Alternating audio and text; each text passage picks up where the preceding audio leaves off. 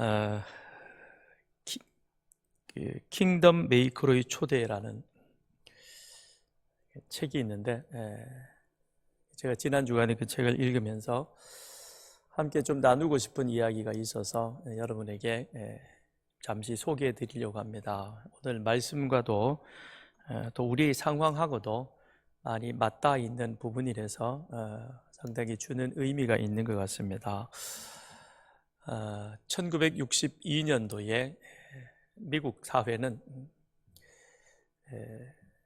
공립학교에서 기도를 가르치는 것은 위헌이다라는 그런 판결을 내리게 됩니다. 그래서 그 이후로 미국 공립학교에서는 공개적으로 이제 조기도문이나 또는 기도를 가르칠 수 없게 되었습니다. 그런데 이는 미국의 도덕적 근간의 기초를 허물어 버리는 아주 참 안타까운 그런 결정이었습니다. 이 일로 인하여 이 일이 있고 난 이후에 미국 사회는 큰 변화가 그들의 가운데 나타나게 되는데, 그 오스 힐먼이라고 하는 사람이 하나님의 통로라고 하는 그 보고서를 통해서 1962년도에 기도가 위헌이라고 하는 그 판결로 인하여서 미국 사회는 어떤 변화에 직면하게 되었는가. 그분의 자료에 의하면 혼전 성경험이 500% 증가하였고, 미혼 임신은 400%, 성병은 200%, 자살은 400% 그렇게 증가합니다. 이건 미국 사회학자가 직접 최근에 와서 그 사실들을 그렇게 통계학적으로 조사한 결과이니까 틀리지는 않았을 것입니다. 과장되어진 것도 아닐 것입니다. 왜냐하면 자기 나라에 관련되어진 것, 이것이 세계적으로 보고되어지는 것이니까 여기에 부풀리고 할 그런 계제는 없는 것이죠. 그리고 이로 인하여서 미국 학생들의 전반적인 학력 저하가 일어나게 되어지는데, 미국에서는 대학에 지원할 때의 표준 시험이라는 것이 있습니다. 그게 이제 SAT라고 알려져 있는데, 그 점수의 평균이 90점이 하락하게 되어집니다. 엄청난 학력 저하가 일어나게 되어지는 것이죠. 그러면서 편부모 가정이 140% 증가합니다. 편부모 가정이 증가했다는 것은 그만큼 이혼율이 급등했다는 것이요, 이혼율의 급등은 곧 이어서 이것이 가정의 문제로 끝나는 것이 아니라 사회 문제로 가게 되어지는 것이죠. 그래서 한때 미국 아이들이 학교에서 우리 한인 아이들을 만나면 묻는 질문이 있었습니다. 아직도 너는 이혼하지 않는 부모와 함께 살고 있느냐? 잘 모르시나 봐요.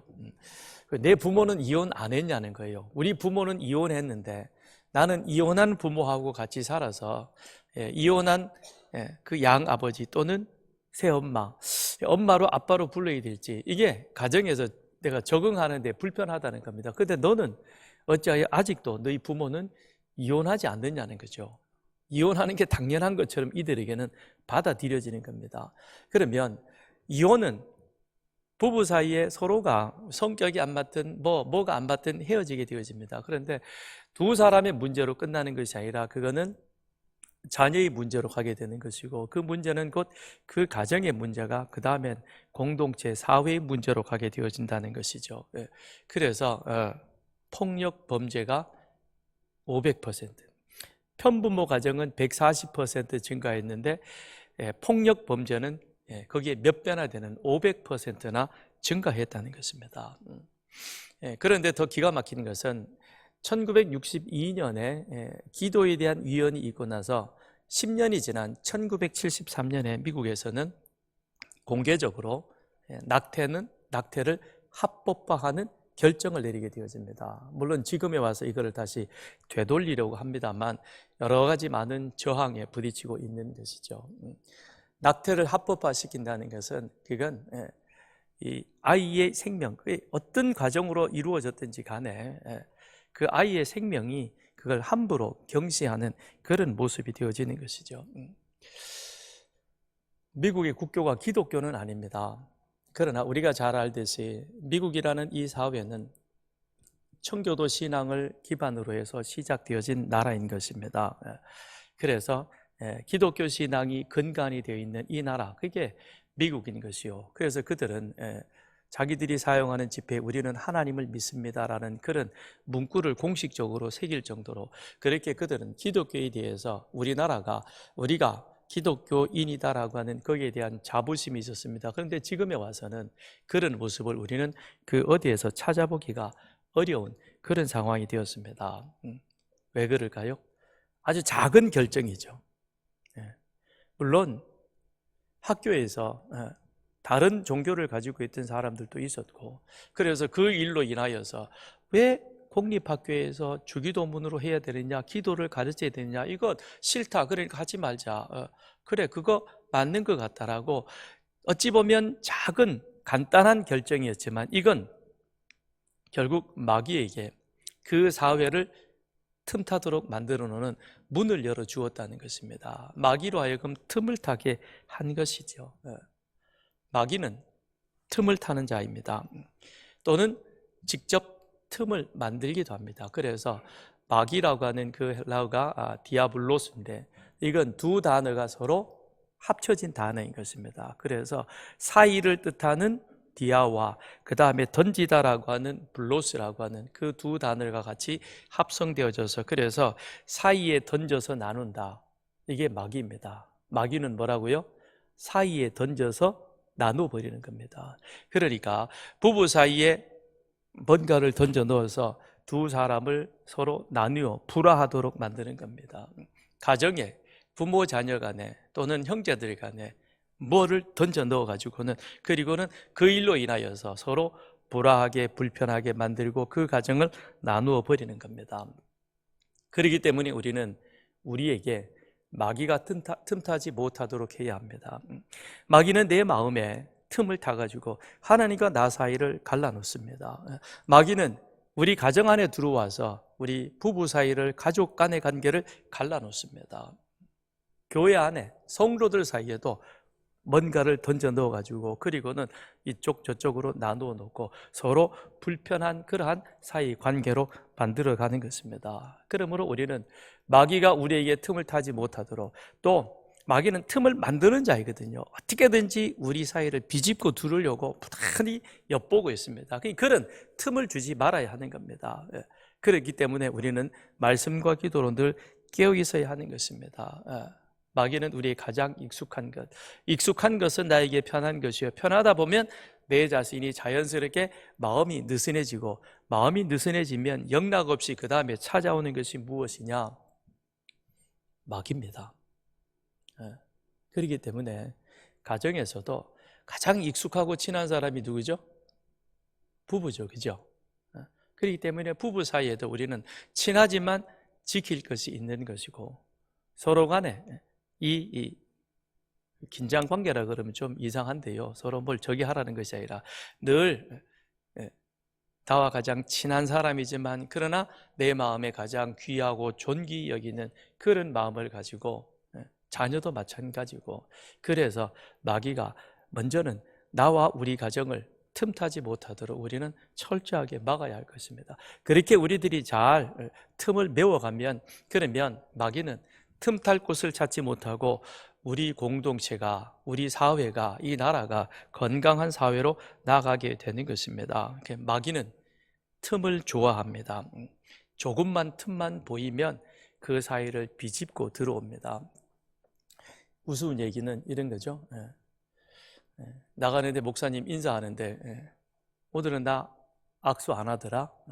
그랬더니 옆에 있던 사람이 나도 안 했는데 목사님 우리 싫어하나 봐. 아니 한 사람씩 줄지어서 차근차근 나오면 제가 하지요. 갑자기 여러분이 나오시는데 어떻게 다 제가 손이 딱 2개인데, 근데 악수하는 손은 하나잖아요, 그죠?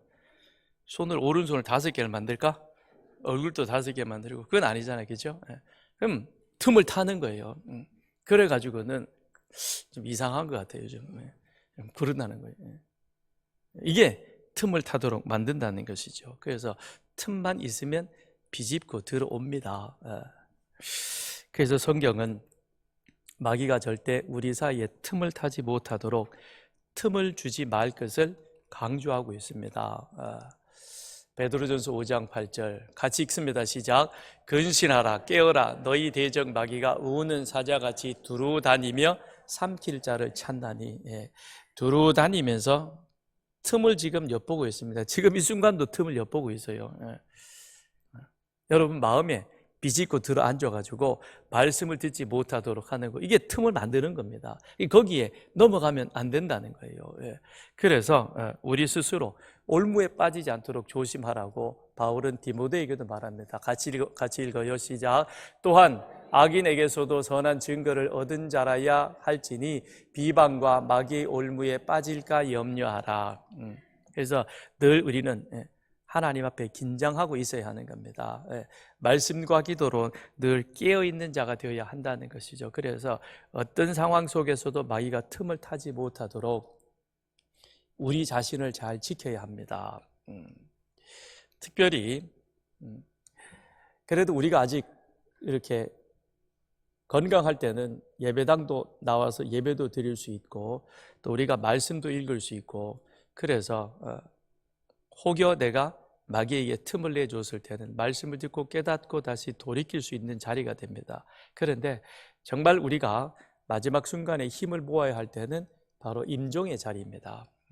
여러분 부모님들이 또는 여러분 주변의 어른들이나 이런 분들 임종의 자리에 혹 우리가 참여하게 되어지면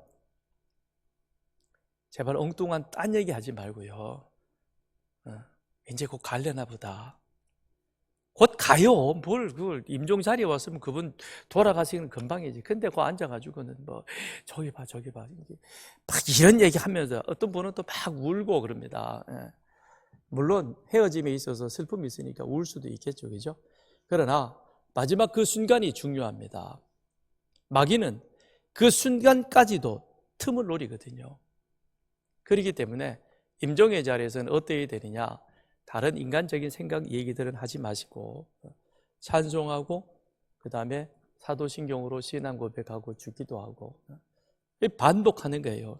그래서 그분이 마지막 순간에 정말 성령의 도우심으로 그렇게 하나님 앞에 온전하게 가실 수 있도록 그렇게 도와주셔야 합니다. 그러니까 오늘도 여러분 집에 가셔서 여러분 자녀에게 얘기하십시오. 나 죽거들랑 울지 말고 나 죽을 때 되면 와서 내가 좋아하는 찬송가 몇 장이다. 믿는 사람들은 군병 같으니 예수 사랑하시면 제가 좋아하는 찬송입니다. 제 임종의 자리에 들 때 혹 여러분 계시면 이 찬송 불러주세요. 다른 거 여러분 좋아하는 거 불러도 좋고 그래요. 찬송 부르시고 그 다음에 기도하고 주기도문 사도신경 부르시고 그렇게 해줘. 그렇게 자녀들에게 유언하세요. 그리고 그냥 뭐 엄마 죽으면 어떻게, 다 죽는 건데 나 혼자 두고 가면 어떻게, 어차피 우리는 혼자 남게 되는데 그러니까 나 보고 싶으면 지금 보러 와. 그리고 나한테 용돈 주고 싶으면 지금 줘. 나중에 뭐 왜 못 줘 어쩌고 그러지 말고 많이 안 줘도 좋으니까 지금 주고 지금 보고 싶으면 지금 보러 오고 그리고 나중에 나 죽을 때쯤 되면 그렇게 해줘. 그렇게 자녀들이 얘기하세요. 그래서 미리 준비시켜 놓으십시오. 이건 나쁜 게 아닌 겁니다. 왜냐? 내 영혼이 마귀가 틈을 타지 않고 하나님 앞에 온전한 모습으로 갈 수 있도록. 지금이야 말씀 좀 못 들었다가 저렇게 됐다가 그래 다시 오면 이게 되지만 그 순간에는 내 의지력으로 할 수 있는 것은 아무것도 없기에, 그러기에 우리 자녀들이, 믿음의 식구들이 같이 그 자리에서 그분을 도와야 된다는 겁니다. 그래야 그분이 평안히 지금까지 왔던 이 신학의 경주에서 마지막까지 골인할 수 있잖아요. 그러기 위해서 그렇게 하라는 것이죠. 왜냐? 마귀는 절대 인격을 기대할 수가 없습니다. 걔는 죄송합니다. 마귀는 수단 방법을 안 가리고 우리를 넘어뜨리려고 합니다. 그래서 뭐라 그러세요? 우는 사자같이 두루다니면서, 사자가 먹이를 구하러 돌아다닐 때 봐주는 게 있어요. 봐서 만만한 거 먹고 싶은 거 그러면 악착같이 가서 어떻게든지 그걸 잡는 것처럼 마귀의 속성이 바로 그와 같다라고 하는 것입니다. 그리고 마귀는 우리보다 훨씬 더 교묘합니다. 그러므로 우리는 미리 막아야 되니까 미리 깨어서 말씀과 기도로 그 일들을 우리가 막아야 되는 것이고, 같이 함께 믿음의 교우 식구들과 더불어 그것을 잘 우리가 방어하고 깨어 있어야, 그래야 마귀에게 틈을 주지 않는 것입니다. 마귀에게 틈을 주면 나는 무너지고 엉망이 되어집니다. 틈을 주게 되어지면 우리 가정도 불행해집니다. 더 나아가서는 교회 자체도 힘들어지게 되어지는 겁니다. 더 나아가서 오늘 이 나라를 한번 보십시오. 이 배후에는 마귀가 있는 겁니다.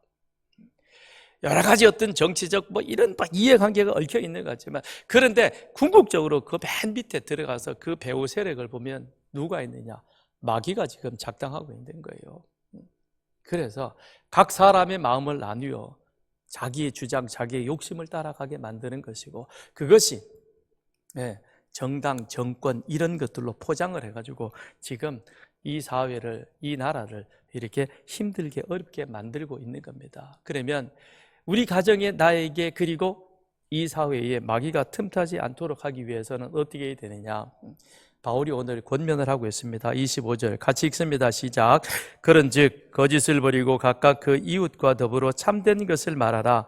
이는 우리가 서로 지체가 됨이라. 그런즉, 그러죠. 이 얘기는 무슨 얘기? 앞에서 얘기했던 것이죠. 22절에 너희는 옛 사람을 벗어버렸다. 그리고 24절에 지금 어떻게 되냐?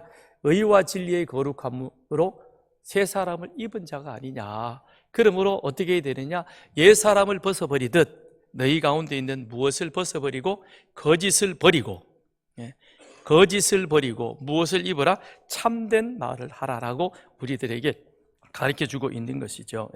우리가 버려야 할 것은 옛 사람과 더불어 함께 거짓을 버려야 합니다. 거짓, 여기에는 거짓말도 포함되어집니다. 거짓, 여기에는 거짓 행동도 포함되어집니다. 여기에는 거짓 입술, 거짓 가치, 거짓 사상, 거짓된 마음, 이 모든 것들이 다 이 거짓이라고 하는 것에 포함되어져 있다는 겁니다. 죄는 어떤 모양이든지 버리라 그랬습니다. 마찬가지로 거짓도 어떤 것이든 그건 버려야 됩니다. 거짓말, 우리 사회에서 만우절 그래가지고 세상에 이런 나라는 우리나라밖에 없을 거예요, 그죠? 소방서 전화해가지고 불났어요. 거짓말이에요, 만우절이에요. 아니에요. 이제는 그것조차도 버려야 된다는 것입니다. 거짓 행동, 이 안에 있는 거짓된 가치관 다 버려야 하는 것이죠. 왜냐? 거짓은 마귀의 특징이기 때문에 그러합니다. 요한복음 8장 44절 너희는 너희 아비 마귀에게서 났으니 너희 아비의 욕심대로 너희도 행하고자 하느니라. 그는 처음부터 살인한 자요 진리가 그 속에 없으므로 진리에 서지 못하고 거짓을 말할 때마다 제 것으로 말하나니. 거짓을 말할 때마다 제 것으로, 누구죠? 마귀. 마귀는 거짓을 제 것으로 말하고, 그리고 거짓말쟁이요 거짓의 아비가 되었다. 이 거짓, 이것은 마귀를 드러내는 가장 특징적인 그런 말인 것입니다. 뱀이 하와에게 찾아와서 거짓말하죠. 그 다음에 이 마귀는 또 그 아들 가인에게 와서도 거짓말하게 합니다. 누구에게? 하나님을 상대로 거짓말해요. 가인은 참 대단한 사람이에요, 그죠? 하나님을 상대로 사기치는 자가 가인입니다. 내 아우가 어디 있느냐? 그랬더니 가인이 뭐라고 얘기를 해요? 자기가 죽여놓고 제가 그를 돌보는 자입니까? 하나님이 다 하시는데 뻔뻔하게 거짓말합니다. 그러면서 저는 그가 어디 있는지 모릅니다라고 이야기를 합니다. 이게 마귀요, 이게 거짓이다라고 하는 것입니다. 그런데 지금 우리 사회를 거짓이 장악하고 있습니다. 이건 우리나라만의 특징적인 것이 아니라 지금 세계적인 추세인 것입니다. 특별히 2016년도에 미국이 대통령 선거가 있었습니다. 근데 그 선거를 전후로 해서 그러면서 나타난 현상이 무엇이냐면 트럼프 현상입니다. 그런데 그 사람이 다시 대통령에 재선되어서 지금 미국 대통령이 되었죠. 그런데 이 트럼프 현상이라는 것은 어떤 것이냐면 객관적 사실이 무엇인지, 진실이 무엇인지 우리는 거기에 관심이 없다는 겁니다. 다만 중요한 것은 나의 신념과 내 편의 신념이 더 중요하다는 것이죠. 그러니까 객관적 진실에 대한 명백한 증거와 그리고 사실이 있음에도 이것이 내 편의 이익과 반한다고 생각되어지면, 그러면 분명한 사실과 증거가 있음에도 그걸 부인합니다. 그리고 음모론이다라고 그렇게 뒤집어 씌워버리는 겁니다. 그럼 끝이에요. 그러면서 뭐라고 얘기하느냐? 그럼 그럴 수도 있지. 사람이라는 게 다 불완전하지 않냐? 한 번쯤 실수할 수 있는 거지. 뭘 그거 가지고 그게 진짜냐? 너 봤냐? 이러면서 이제 뒤집어 씌우는 거죠. 우리들에게 익숙한 것이죠. 이게 바로 무엇이냐? 거짓이라는 겁니다. 이미 이 악한 사탄이 미국 사회만 그랬던 것이 아니라 그것이 우리나라에도 그대로 이어져서 그 일들이 이루어지는 거예요. 이걸 가지고 2, 3년 전에 논문이 하나 발표되었는데 똑같은 내용이었습니다. 그러니까 지금 우리나라뿐만 아니라 세계는 양대 진영으로 나뉘어져 있고, 우리 편에서 잘못하고 우리 편에서 거짓이라면 그러면 그거는 내 편이기 때문에 나는 그것을 품고 가는 겁니다. 그런데 그것이 상대편이라면 아주 그냥 입에 거품을 물고 아니 그걸 가지고 공격해 가는 것이죠. 타협도 없는 것이고 대화도 없는 것입니다. 이런 일들이 지금 우리 가운데 있는 것이죠. 그래서 우리 사회 안에, 우리 안에 지금 가짜가 진짜로 둔갑하여 판을 치고 있습니다. 가짜 뉴스, 이런 것들이 우리를 지금 미혹하고 있는 것이죠. 그러므로 우리가 의와 하나님의 의와 진리로 거듭난 새 사람을 입은 사람이라면, 그렇다면 우리가 해야 할 것은 무엇이냐? 이웃과 더불어 참된 것을 말하라는 것입니다. 참된 것, 사실, 진리. 비록 내 편이라 할지라도 지금 하고 있는 이것이 사실과 다른 참이 아닌 거짓이라면 이거는 잘못이요, 이건 거짓이요, 이렇게 하면 안 됩니다라고 그렇게 이야기할 수 있는 용기가 우리에게 있어야 한다라고 하는 것입니다. 왜 그런가? 하나님은 참이십니다. 예수님은 빛이요 진리라고 말씀을 하셨습니다. 그러면 참되신 하나님, 빛이요 진리 되신 예수 그리스도의 그 은혜로 우리가 구원받아 그리하여 이제는 그리스도의 나라로 옮겨진 자였고 그리스도의 가르침을 따라 살아간다라고 말하면서 그렇게 우리는 신앙생활을 한다라고, 내가 구원받은 것이 하나님의 은혜라고 그렇게 고백하면서도 정작 내 신념과 가치에 따라서 거짓을, 그것이 명백함에도 불구하고 덮어버린다면 그건 오늘 하나님 말씀대로 나아가는 그리스도의 가르침을 따라 살아가는 자가 아닌 것이죠. 여러분, 지혜가 있기를 바랍니다. 목사님 저렇게 말하는 게 저게 우판가 좌판가 궁금해요? 전 예수파입니다. 좌도 아니고 우도 아니고 예수예요. 우리는 말씀의 가르침에 따라가는 것입니다. 그게 더 중요한 것이죠. 그렇게 해서 이걸 우리는 거짓이 아닌 참된 선한 말을 할 수 있는 그와 같은 자가 되어야 하는 것입니다. 세상은 사탄에 속아서 헛된 것을 추구하지만, 그러나 우리는 하나님께 속한 자로서 하나님이 진리시라면 진리된 그 말씀의 그 가르침에 따라 우리는 참된 것을 말하는 그와 같은 사람이 되어야 하는 것입니다. 그래서 우리 삶에 마귀가 틈을 타도록 기회를 주면 안 된다는 것이죠. 26절, 27절 같이 읽습니다. 시작. 분을 내어도 죄를 짓지 말며 해가 지도록 분을 품지 말고 마귀에게 틈을 주지 말라. 분을 품어 죄를 짓지 말아야 한다는 겁니다. 왜냐하면 품고 있으면 그것이 마귀에게 틈을 주는 것이 되어진다는 것이죠. 어미닭이 악을 품고, 결함을 품고 있으면 그것이 나중에는 병아리로 나아가는 겁니다. 마찬가지예요. 우리 안에 분을 계속해서 품고 있으면 결국에는 그것이 죄가 잉태되어져 가는 것입니다. 그래서 바울은 분을 품지 말라라고 말합니다. 근데 이 원문을 보면, 그러면 우리 그리스도인은 분을 내는 사람이 되어서는 안 되느냐, 맹탕 같은 사람이 되어야 되느냐, 그런 의미가 아닌 겁니다. 원문의 의미는 어떤 것이냐면 분을 내어라, 그러나 죄를 짓지 말라.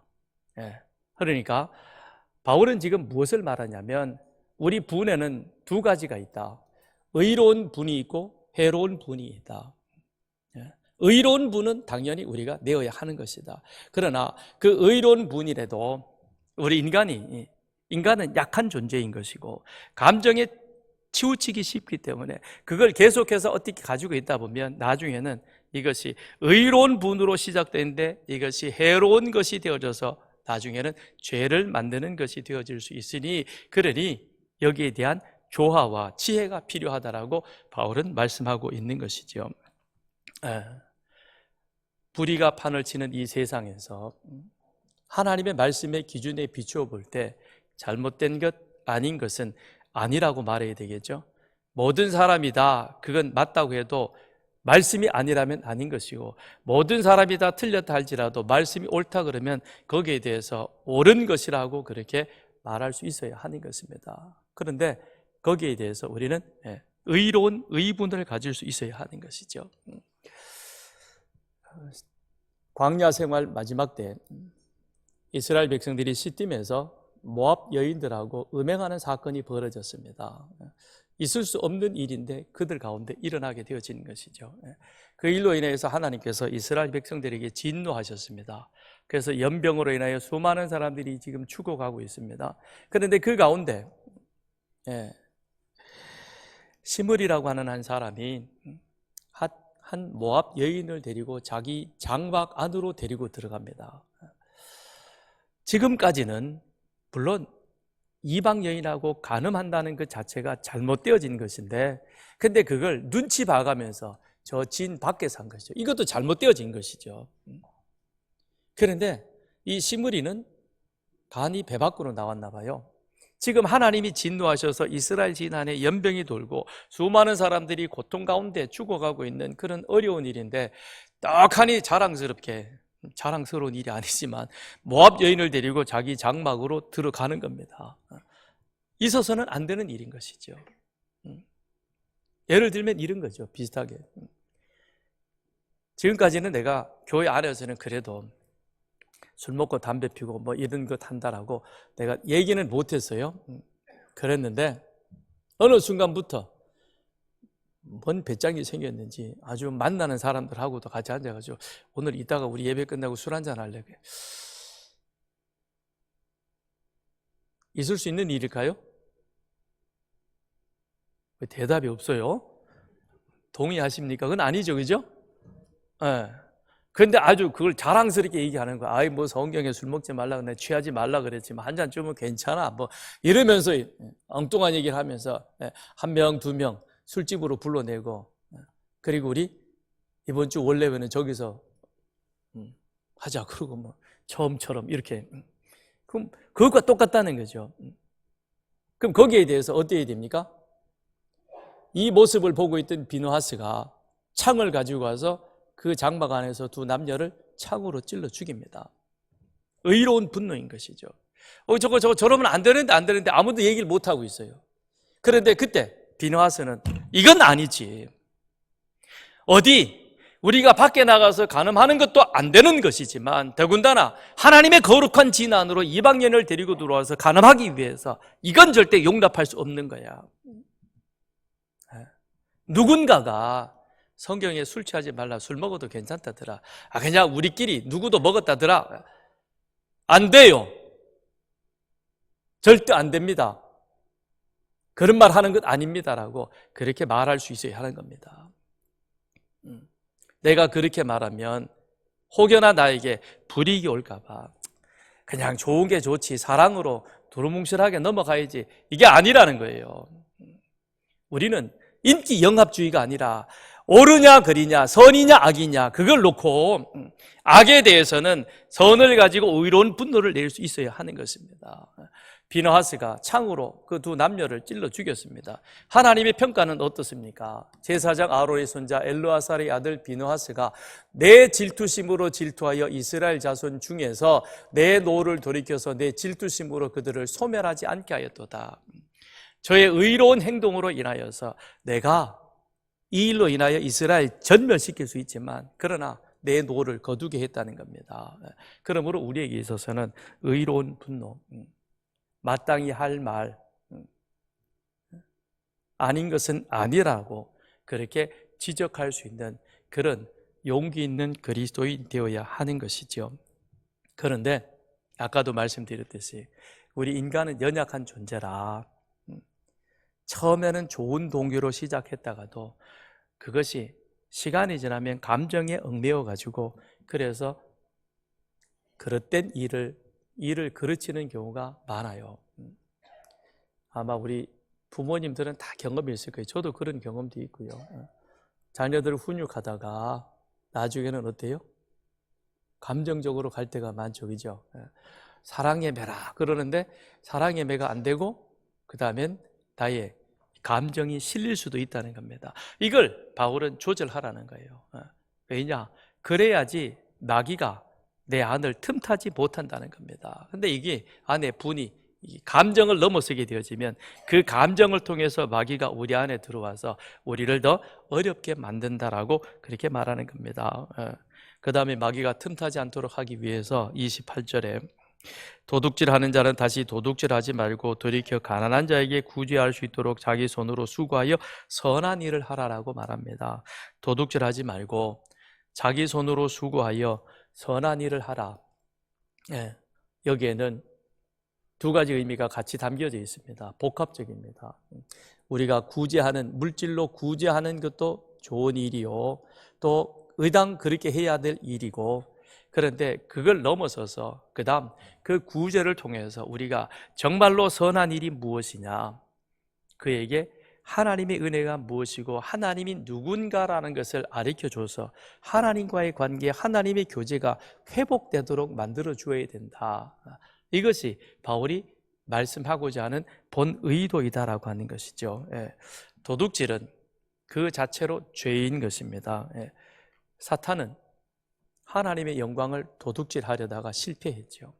그런데 그 실패를 다시금 하와의 마음을 충동시켜가지고 하나님의 영광을 도둑질하려고 했던 것입니다. 하나님은 우리 인간을 자유의지로 창조하셨고, 그리고 우리 안에 하나님의 형상이 있는 것입니다. 그 하나님의 형상 속에, 자유의지 속에는 하나님을 경외하고 하나님과의 관계 속에 하나님이 어떤 존재인가를 알고 그 하나님을 예배하는 것이, 그것이 하나님께서 우리를 지으신 목적인 것이요, 하나님이 우리에게 주신 자유의지인 것입니다. 그런데 사탄은, 뱀은 하와에게 와서 야, 너 이 선악과를 먹으면 너도 하나님처럼 될 수 있어, 이 안에 충동을 시키는 것이죠. 뭘 하라는 겁니까? 선악과를 따먹는 것이 아니라 더 나아가서 하나님의 영광을 도둑질하라는 것이죠. 하나님의 영광을 도둑질하라는 것입니다. 하나님이 아담과의 약속에서 에덴 동산에 있는 모든 나무의 실과는 내가 임의로 먹을 수 있다. 그러나 한 가지, 동산 중앙에 있는 선악을 알게 하는 나무 열매는 내가 절대 먹어서는 안 된다는 것이죠. 그 의미는 이 모든 것들이 다 나의 소유이다. 그런데 특별히 저 에덴 동산 중앙에 있는 선악을 알게 하는 그 나무의 열매를 먹지 않음으로 말미암아 내가 너의 주인 되고, 그리고 너는 나의 피조물이 돼. 그러나 너는 하나님의 형상대로 지음받은 자로서 하나님과의 교제 관계 속에서 내 존재 의미를 찾아가는 것이다 라는 의미가 그 속에 담겨져 있는 것이죠. 선악과를 먹지 말라는 것은 내가 누구냐, 나 창조주, 너는 나에게 창조주의 마땅한 영광을 돌려야 되는 자이다 라는 사실을 그 속에 내포하고 있는 겁니다. 그런데 아담과 하와가 같이 함께 선악과를 따먹었습니다. 그 얘기는 결국 무슨 얘기입니까? 우리가 하나님의 영광을 무시하겠다는 거죠. 하나님의 영광의 권위에 도전하겠다는 겁니다. 그건 도둑질하겠다는 거죠. 우리는 남의 물건을 허락 없이 가져오는 그것만이 도둑이라고, 도둑질이라고 그렇게 가르쳤습니다. 그건 세상에서도 가르치는 일인 것입니다. 우리는 거기에서 한 걸음 더 나가야 됩니다. 도둑질이 무엇이냐? 영광을 가로채는 것도 도둑질이다. 권위에 할 일 없이 도전하는 것도, 그것도 도둑질인 것입니다. 내 부모를 공경하라 그랬습니다. 왜요? 하나님은 부모 자녀의 관계 속에서 자녀는 마땅히 부모를 공경해야 되는 것이고, 부모는 자녀를 하나님의 사랑으로 양육하는 것이고, 이 둘의 관계를 통해서 하나님과 우리의 관계를 깨우쳐 주기를 원하셨던 것입니다. 그런데 아버지가 내 마음에 안 들어, 저런 아버지를 나는 아버지라 인정할 수 없어, 그럼 지는 어떤데요? 그렇게 말하는 그 사람의 인격은 이미 잘못되어진 거죠. 비록 부모의, 자기가 생각하는 부모의 기준이 미치지 못한다 할지라도, 그러나 하나님께서 그와 나를 부모 자녀의 관계로 맺어주셨으면, 그러면 나는 부모의 돌아가야 할 권위와 존경을 마땅히 하는 겁니다. 그 다음의 것은 하나님이, 부모님이 거기에 대해서 책임질 부분인 것이죠. 자녀의 도리를 마땅히 하는 겁니다. 그런데 오늘 이 사회 가정에서는 이걸 가르치지 않는 겁니다. 그걸 이야기를 하면 자녀의 길을 꺾는다고 생각합니다. 그건 자녀의 길을 꺾는 게 아니고요, 나중에 그 자식한테 내가 되치기 당하는 거예요. 아버지가 나인데, 엄마가 나인데 뭐 해줬냐 그러고 대드는 거예요. 부모 자녀의 관계, 부모의 권위, 그 부모의 권위를 인정할 줄 알면 직장에 가서도 이 질서와 권위를 인정할 줄 아는 사람이 됩니다. 그러면 사회가 조화롭게 되어져 가는 겁니다. 그건 교회 와서도 마찬가지예요. 교회 안에서도 하나님은 질서와 영광을 만들어 놓은 겁니다. 그걸 인정할 줄 알아야 되는, 그게 하나님 앞에 참되게 바르게 예배하는 자의 모습인 것입니다. 그러면 아담, 하와는 선악과를 따먹었다? 하나님의 것을 도적질했다. 무엇을? 하나님의 영광을 도둑질한 것이죠. 근데 언제 있을 때? 옛사람에 속해 있을 때 우리는 우리 마음대로 그렇게 살아왔던 것입니다. 그런데 이제 우리는 그리스도 안에서 하나님의 은혜로 구원받은 자가 되었습니다. 그렇다면 하나님과 나와의 관계가 다시금 정립이 되어졌다면, 그러면 하나님의 영광을 위해 살아야 하는 거죠. 그래서 도둑질하는 자는 다시 도둑질하지 말고, 그건 하나님 없이 살아가던 그런 삶의 모습이 아니라 이제 다시 하나님이 어떤 분인가, 하나님과의 관계 속에 나는 하나님의 형상을 입은 자로 바르게 살아가야 할 것입니다. 그러면서 왜 하나님이 나를, 그 아들 예수를 통해서 이 자리에 보내셨는가? 그건 이 땅에 나에게 주어진 일에 최선을 다하는 것이요, 최선을 다하는 삶을 통해서 그것이 세상 사람들에게 하나님이 어떤 분이신가, 어떤 은혜였는가를 보여주는 것입니다. 그게 제사장 나라 거룩한 백성됨의 모습인 것이요, 그걸 통해서 하나님과 나와의 관계가 바르게 정립되어진 그 세상을, 그 모습을 우리는 세상 사람들에게 보여주어서 그들을 하나님 앞으로 인도하는 것이죠. 좀 어려웠나요? 쉽게 설명드리면 이런 거예요. 하나님이 이스라엘 백성들에게 너희 가나안 땅에 들어가 살 것이다. 그러면 밭 추수할 때 밭 모퉁이 일부를 남겨두어서 그걸 내 주변에 살고 있는 가난한 사람, 고아와 과부와 객과 나그네들, 그들이 그것을 가져가서 사용할 수 있도록 하라. 하나님이 그렇게 말씀을 하셨습니다. 여러분, 밭 모퉁이 일부를 남겨놓는 것이 말은 쉽지만 실질적으로 농사를 지어서 그 농사가 내 삶의 생명의 이 생명줄이라고 생각이 되어지면요, 그 일부를 남겨놓는 것이 내 생명을 떼어놓는 것만큼 힘든 일입니다. 농사 안 지어봐서 잘 모르죠. 작은 예로 11조 드린 것도 엄청 아깝죠, 그죠? 그런데 이거는 11조보다 더 큰 의미를 가지고 있는 거예요. 농부는요, 1년 12달 늘 그 마음이 어디로 가 있느냐? 농토에 가 있고, 그 다음에 자기가 지을 농사 곡물에 가 있는 겁니다. 겨울에도 쉬는 것이 아니라 겨울에도 농사 준비를 하는 겁니다. 봄이 되어지면 이미 땅을 일구어 가지고, 그리고는 씨를 고르고 이번에는 어떻게 농사를 할 것이냐, 이런 생각들을 가지고 갑니다. 지금은 밭에 우리가 퇴비를 뿌리지는 않습니다만 과거에는 퇴비를 뿌렸습니다. 겨울에 몇 년 전부터 농부는 인분도 퍼올리고 개똥도 줍고 뭐 이런 거, 닭똥도 갖다 놓고 착 해가지고는 그걸 뒤집고 그래가지고는 잘 섞여진 것을 밭에 갖다가 뿌립니다. 근데 농부는 지금 이제 봄에 밭 갈기, 논 가기 전에 가서 흩어진 이 거름을 발로 툭툭 밟으면서 갑니다. 근데 어떤 거는 발로 밟아도 잘 안 깨지는 게 있어요. 너무 이렇게 딱딱하게 굳은. 그러면 그게 인분이든 개똥이든 상관치 않습니다. 그럼 앉아서 그걸 손으로 주물럭주물럭 해서 잘게 펴가지고는 땅에 뿌립니다. 혹시 여러분 가운데 그럴 거예요. 목사님 농사 지어봤어? 직접 그걸 해봤냐고요. 전 아버지가 하는 걸 보았습니다. 아버지 안 더러워요? 그랬더니 이게 농부야. 이게 농부야 그러는 거예요. 저는 못 하겠더라고요. 근데 아버님은 그렇게 하시더라고요. 그리고는 이게 해가지고는 쫙 뿌리는 거예요. 이게 골고루 흩어지도록. 그게 농부입니다. 그렇게 해서 농사 지은 곡물입니다.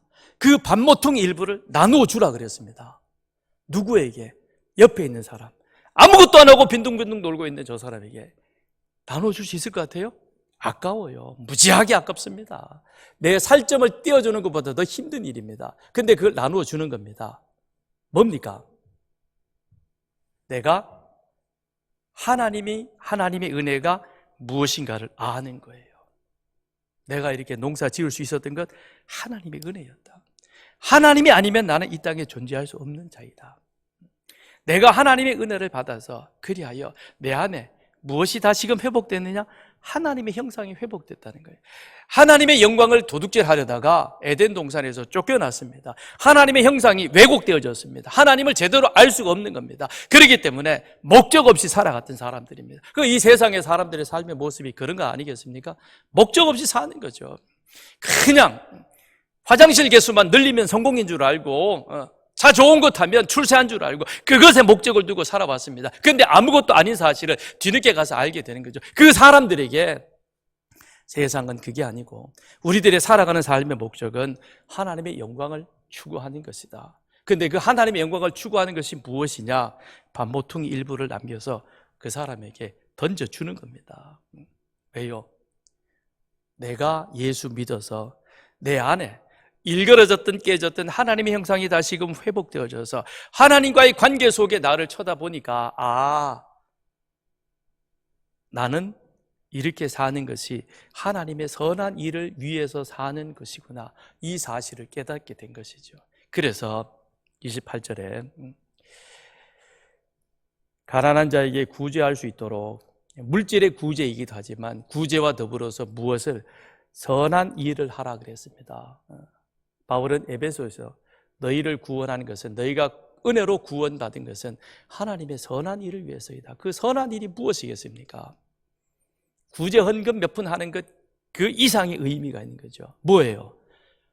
일그러지고 망가져버린 하나님의 형상인 내 안에 예수로 말미암아 다시 회복되어졌습니다. 이제는 당신도 죄송합니다. 나처럼 하나님의 형상이 회복되어져서 하나님을 경외하는 자로 하나님을 예배하는 자로 살아가기를 원합니다. 그게 예수 안에서 새 사람 입은 자의 삶의 모습인 것이죠. 29절. 아이고, 시간이 많이 갔는데 다음 시간에 계속하겠습니다. 다음 주에 오시면 손해봅니다. 다음 주에 오셔서 계속해서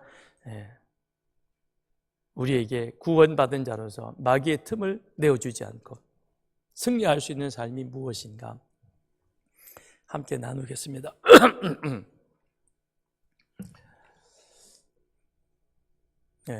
같이 읽을게요. 시작. 너는 고페르나무로 너를 위하여 방주를 만들 때 그 안에 칸들을 막고 역청을 그 안팎에 칠하라. 하나님이 노아에게 방주를 만들라 그럽니다. 누구를 위해서 만들라? 노아를 위해서. 그런데 너를 위해서 만드는 방주는 어떻게 해야 되느냐? 틈이 있으면 안 된다라고. 역청을 칠하라 그랬습니다. 그런데 밖에만 칠하지 말고 안에도 칠하라 그럽니다. 안팎으로 철저하게 그걸 칠하라는 것이죠. 건물을 짓는 이거에 있어서 최종 목적은 뭐냐? 물이 안 새도록 하는 겁니다. 누수가 안 생기도록 하는 거예요. 누수가 안 생겨야 그 건물이 잘 지어진 건물입니다. 바깥으로 잘 짓긴 했는데 그런데 여기저기 물이 새기 시작하면 그 건물은 가치가 떨어지게 됩니다. 그래서 건축하는 사람은 누수 잡는데 참 혈안이 되어 있습니다. 저희 교회 건물도 잘 지어졌습니다. 10년이 지났는데요, 다 문제는 없는데 딱 하나 작은 문제가 있습니다. 목양실 창틀에 비가 떨어지는데 도대체 잡을 수가 없는 거예요. 전문가를 다 갖다 들이댔는데도 모르겠대요. 참 신기한 거는요, 비가 막 장대같이 쏟아질 때는 창문이 멀쩡해요. 오늘 물 많이 떨어지겠다. 근데 괜찮아요. 근데 어떤 날은요, 비가 별로 안 오는 것 같아요. 부슬비가 슬슬 내리는데, 그런데 조금 있다 보면은 창가에 물이 뚝뚝 떨어져요. 도대체 저게 뭐지? 아무리 봐도 모르겠는 거예요. 어디에 틈이 있는지 몰라요. 물이라고 하는 거는요, 묘한 성질을 가지고 있어요. 아주 작은 틈, 사람에게 보이지 않는, 드러나지 않는, 그런데 얘는 어떻게 그 틈을 알고 그 틈을 타고 들어옵니다.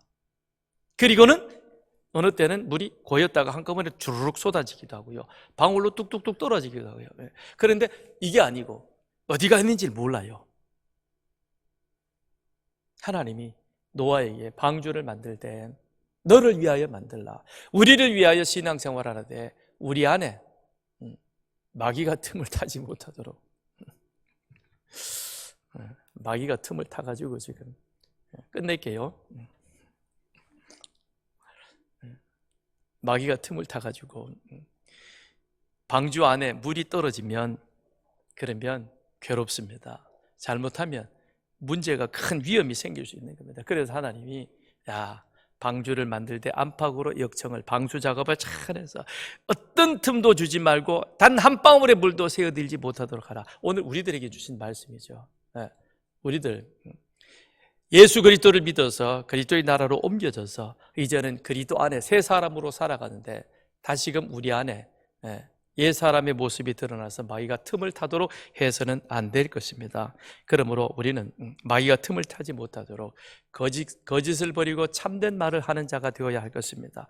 분을 내지만, 의로운 분을 내지만, 그러나 그것이 조화롭지 못해서 품어서 죄가 만들어지는 그와 같은 자리가 되어서는 더더욱 안 될 것입니다. 뿐만 아니라 이제 우리는 하나님의 은혜를 아는 자로 그분의 가르침을 받아서 그리하여 그 가르침대로 살아가는 그와 같은 자, 그래서 하나님을 기쁘시게 하는 자가 되어야 할 것입니다. 우리 같이 오늘 이 말씀을 가지고 함께 기도하겠습니다. 하나님, 나는 이제는 그리스도의 나라로 옮겨진 자인 것입니다. 그러므로 내가 늘 말씀과 기도로 끼어 내 안에 마귀가 틈을 타지 못하게 하시고, 그래서 내 삶이 하나님의 은혜 가운데 하나님을 기쁘시게 하는 그와 같은 삶이 되게 해 주옵소서. 우리 같이 기도하겠습니다.